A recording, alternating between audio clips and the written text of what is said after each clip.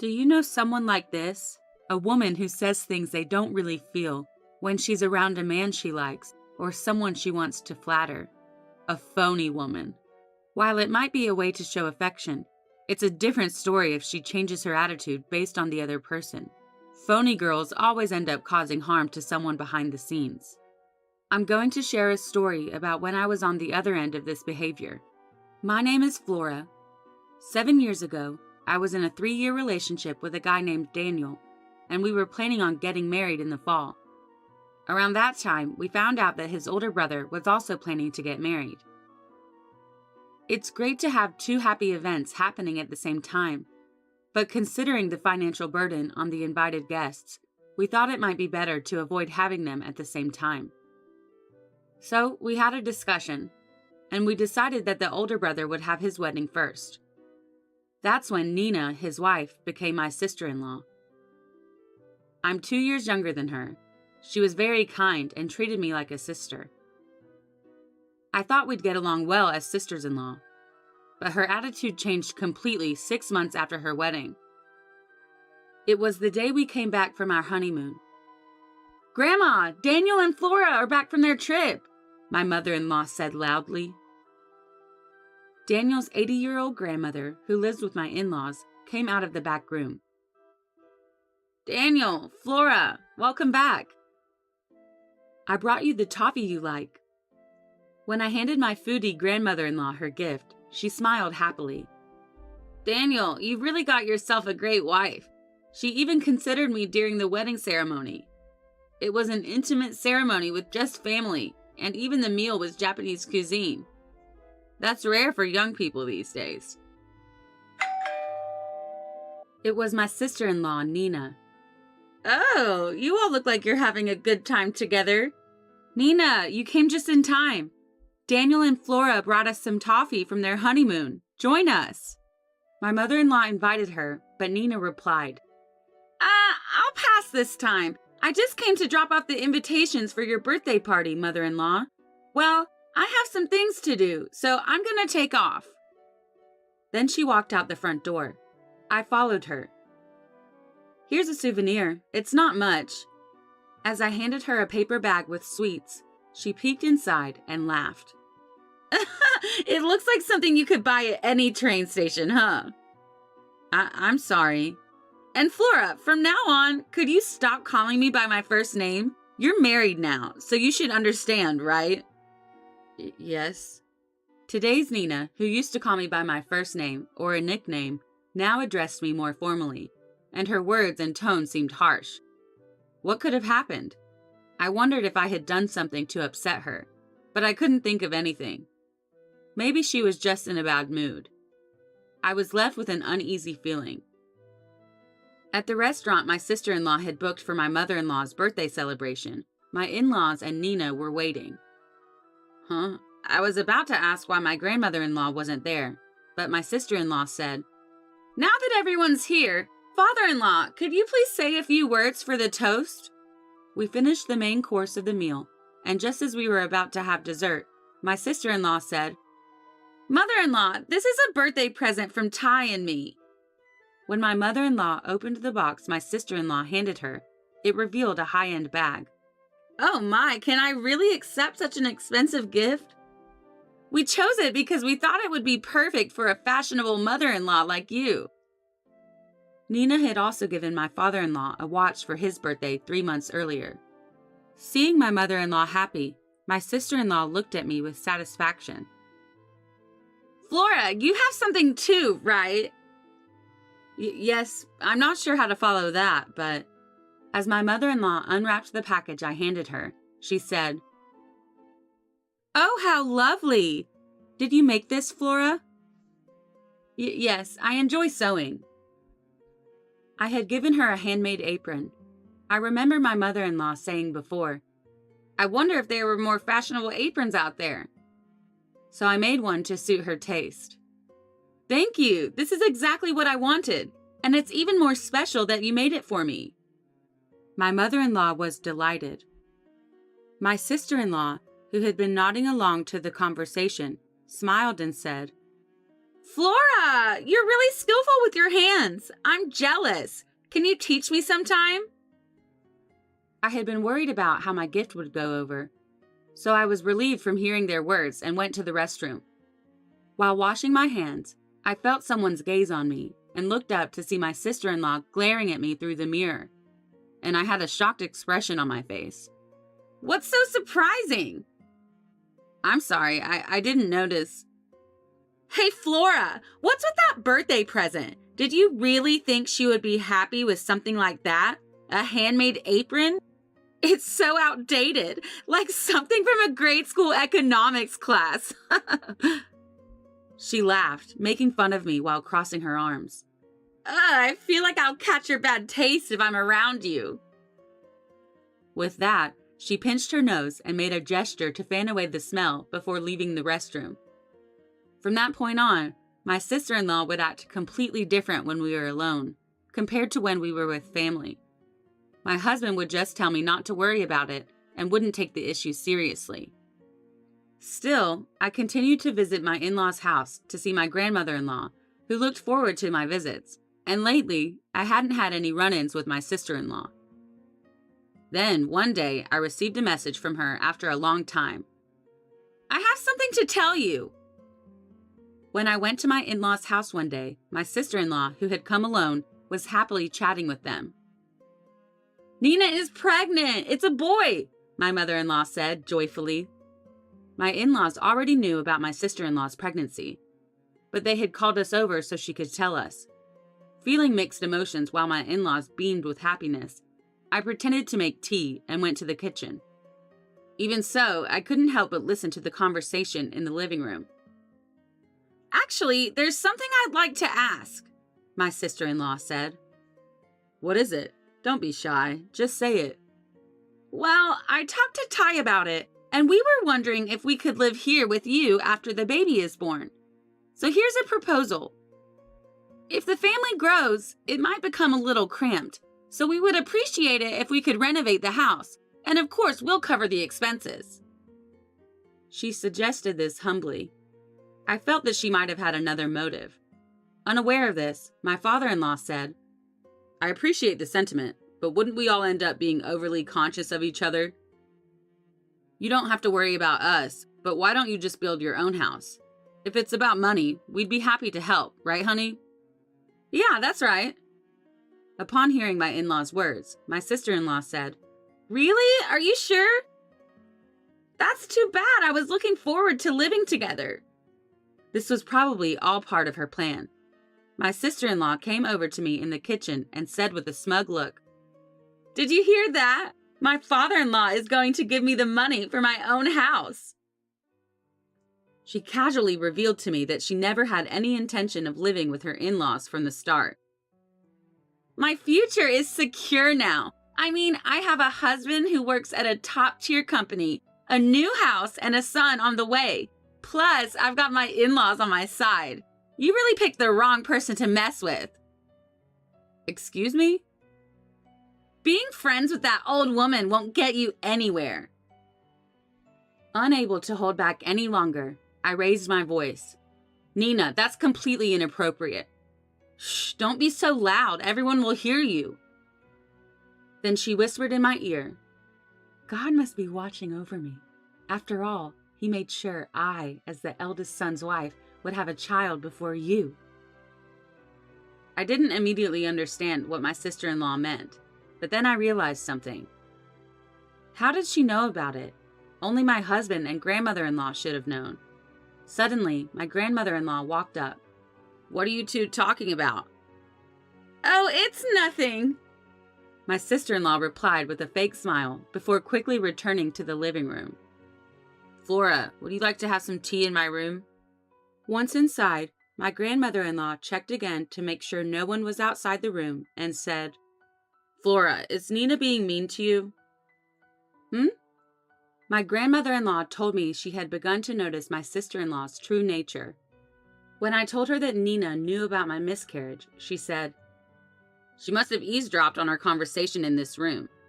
I had planned to keep my pregnancy a secret for the first several weeks, only telling my husband and grandmother-in-law, because I didn't know what my sister-in-law would do if she found out. Unfortunately, I ended up having a miscarriage. My sister-in-law had deliberately called us to our in-laws' house to announce her pregnancy. I couldn't help but think that she was mocking me. I can't forgive her. I decided to tell my elderly grandmother-in-law everything about my sister-in-law's behavior, which I hadn't mentioned before to avoid worrying her. My grandmother-in-law held my hand and said, "Don't worry, Flora. Leave it to this old lady." Several months later, my sister-in-law gave birth to a baby boy at a hospital near her parents' home. We gave her husband some money as a gift, but I separately sent a present to my sister-in-law's family home. Even though she should have gotten it by now, she never said anything. I decided to call my sister-in-law in front of my grandmother-in-law and parents-in-law. "What? You're asking for a thank you? Sending me such a cheap handmade baby outfit? How stingy can you be?" My sister-in-law started the conversation by ranting loudly. I put her on speaker. "I threw that thing in the trash already. Just send me a stroller instead." I waited for my sister-in-law to finish before revealing the truth. "Nina, did you check what was inside? That gift was from your father-in-law." "What?" "Yes, I made the baby outfit, but your father-in-law asked me to. Your parents-in-law embroidered your child's name on the chest of the outfit. I also mentioned that in the letter I included. Didn't you read it?" "What? Are you kidding?" My sister-in-law's confident tone gradually faded. "Flora, hold on a minute." I could hear voices in the background. "Mom, where did you put that bag I threw in the trash?" "What bag? What was in it?" "Ugh, just look next time." My sister-in-law and her mother's conversation was clearly audible, even though she probably thought she was covering the phone. "I'm sorry, Flora. There was a little misunderstanding." Suddenly, my sister-in-law's tone changed to a more humble one. "It seems my mom accidentally threw it away, mistaking it for trash.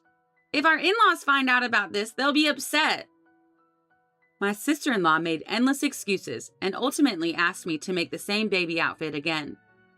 "Flora, I'm sorry for being so harsh before. I didn't mean anything by it. So please, just help me out this time." Nina, who has said many hurtful things to me, was now trying to butter me up. "All right, I'll do it just this once, considering your parents-in-law's feelings." I hung up the phone after saying that. Now, you see, that's her true nature. My grandmother-in-law, who had been listening nearby, said to my parents-in-law. Actually, before giving birth, my sister-in-law bailed on my grandmother-in-law's birthday party, claiming she was sick. My grandmother-in-law had told my parents-in-law and Ty about Nina's true colors. "I can't believe Nina would do such a thing." My parents-in-law, who had been skeptical, were now convinced after hearing the phone conversation. They were dumbfounded, having moved beyond anger, that the outfit made with love by the family had been thrown in the trash. The tables had turned. Unaware of the situation, my sister-in-law, Nina, came to our parents-in-law's house with her husband and their newborn child.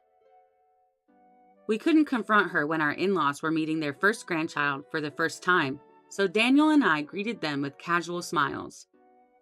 "How adorable! I wonder if he has my mouth." "His eyebrows are like mine." Watching my in-laws, who couldn't help but adore their grandchild, I thought that the phrase, "they wouldn't feel pain even if their eyes were poked," truly applied here. "Thank you, everyone, for the lovely baby clothes. See, they fit perfectly." Nina wore a proud expression as she dressed the baby in the clothes I had remade. "Yes, they do." Seeing the happy faces of the in-laws, Nina smiled at me. At that moment, something seems off," Mother-in-law said with a puzzled expression. "What?" "These baby clothes. The embroidery wasn't this beautiful before, was it? Am I imagining things?" She tilted her head. "Oh no, it's always been this beautiful." "I guess so." Nina laughed nervously, relieved that nothing came of it. "Let me hold my great-grandchild." She reached to hold the baby. "Don't touch the baby with your dirty hands!" Nina brushed away great-grandmother's hand. It was a reflex. She disliked great-grandmother. Flustered that her actions showed her true nature, Nina said, I'm sorry, Grandma. I didn't mean it like that. Nina desperately tried to explain herself, but icy cold gazes were directed at her. Well, it doesn't matter. She laughed. You may try to keep up appearances, but sometimes your true colors show unexpectedly. Right, Nina? Huh? Oh no, did I let something slip? Nina was speechless at great-grandmother's response. Backed into a corner, Nina said, Great-grandma, can we have another birthday party for you? I couldn't attend the last one because I wasn't feeling well. Oh, there it is. Her signature about face. Would you prefer Japanese cuisine? I could make a reservation at a fancy restaurant. Nina asked, rubbing her hands together. No, I don't like eating out. I'd rather try some of your homemade cooking instead of a fancy feast. Huh? Is cooking not your strong suit, Nina? No, it's not like that. Of course I'll cook for you, she said confidently. But later, can you do me a favor? Nina called and asked me to help her cook. She must have assumed I'd bail her out like I did with the baby clothes, but things wouldn't go her way this time. I'm sorry, Nina, but no. Great-grandma has had my cooking and would know right away. Why didn't you just be honest if you can't cook? Huh? Maybe she didn't expect me to say that. She said, Fine, and hung up the phone. Later at great-grandmother's birthday party, there were fancy boxes of food lined up on the table. Did you make all this, Nina? Great-grandma asked with an innocent expression. Yes, I did. I'm not sure if you'll like it, though. Knowing Nina, she probably ordered high-end dishes from somewhere and just changed out the plates because she refused to admit that she can't cook. Relieved that she managed to avoid complete embarrassment, she showed a gift to her grandmother-in-law, saying, Grandma, this is just a small token, but I hope you like it and wear it. Oh, this looks like expensive clothing, but it's too fancy for me to wear. I feel bad, but can you return it to the store you bought it from? You don't like it? I can get something else. As Nina hesitated, grandmother-in-law said, Nina, would you like to live with us here? That would be the best present. It would mean I could enjoy your delicious cooking every day. Live together? I thought we agreed that we didn't have to do that. Right, father-in-law? Nina was visibly shaken by great-grandmother's unexpected request. It's just a thought. Besides, Nina, weren't you planning to live with us? Is there a problem? After about 10 seconds of silence, Nina opened her mouth. I'm sorry. The truth is, I can't cook at all. But I didn't want to tell you, so I ordered food. Well, if that's the case, you should have just told us the truth. Yes, I'm sorry. Nina apologized for the cooking issue and clearly wanted to slide past the topic of living together, but great-grandmother wasn't finished yet. Don't worry, I was just joking about us living together. What? It was just a joke? Nina's face looked relieved, but grandmother-in-law's attack was unexpected. Don't be so relieved just yet. Huh? I'd rather you not set foot in the house if you can't. What? Then Nina's usually quiet husband spoke up. Nina, apologize to Flora. Throwing away the clothes she made for the baby? That's a terrible thing to do. It was the first time I'd seen Ty angry. Apologize? I didn't do anything wrong. Nina still refused to acknowledge her actions. I had had it. Nina, it's all out in the open. Should I show you? I showed her my smartphone.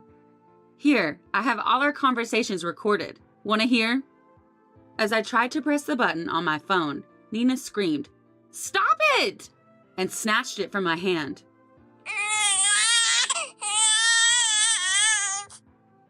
Startled by her loud voice, the baby sleeping in the next room started to cry loudly.